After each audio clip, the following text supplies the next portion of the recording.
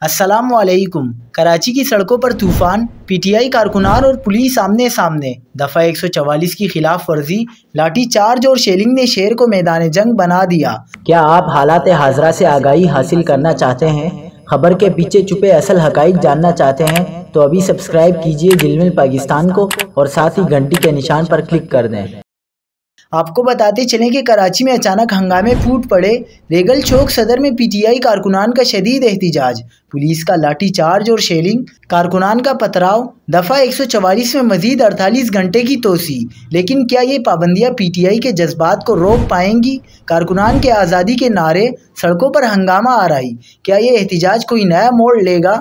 تحریک لبیک پاکستان بھی میدان میں۔ پی ٹی آئی اور ٹی ایل پی کے درمیان ریگل چوک میں ٹکراؤ کا بھی خطرہ۔